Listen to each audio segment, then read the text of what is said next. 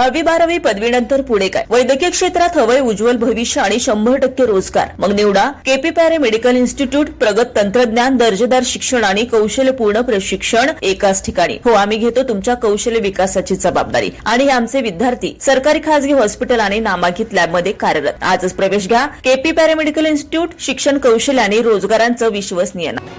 नमस्कार, मी सुद्धा महाराष्ट्र खबर न्यूज मध्ये आपल्या सगळ्यांचं स्वागत. छत्रपती संभाजीनगर मधील एका नामांकित प्री स्कूल मध्ये अवघ्या 23 महिन्यांच्या चिमुकल्याला त्यातच वर्गातील दुसऱ्या बालकाने बेदम मारहाण केली आहे. धक्कादायक बाब म्हणजे त्या निष्पाप जीवाला पाठीवर तब्बल 17 ठिकाणी चावा घेण्यात आला. या संपूर्ण प्रकारात शाळा प्रशासनाचा भोंगळ कारभार आणि अमानुष निष्काळजीपणा समोर आलाय. घटना घडली आहे 22 जून रोजी, जेव्हा हे 23 महिन्यांचं बाळ शाळेतून घरी आलं.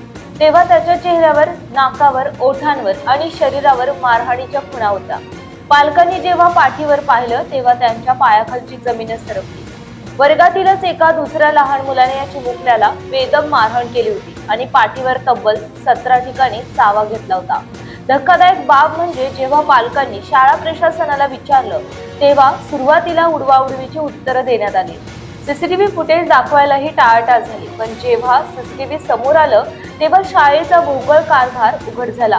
2 चिमुकल्यांमध्ये बराच वेळ झटापट सुरू होती.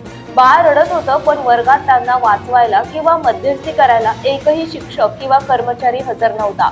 या गंभीर निष्काळजीपणाबद्दल संतप्त पालकांनी थेट पोलीस ठाणं गाठलं.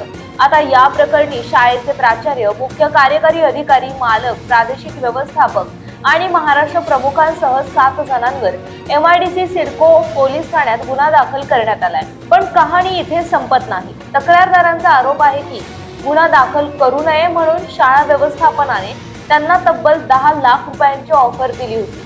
सोबतच 3 वर्ष मोफत शिक्षणाचा आमिष आणि धमक्याही दिल्या होत्या. तपासात आणखी एक मोठी बाब समोर आली, ती म्हणजे या प्री स्कूलकडे महानगरपालिकेची आवश्यक परवानगीच नव्हती. आता शिक्षण विभागानेही याची स्वतंत्र चौकशी सुरू केली आहे.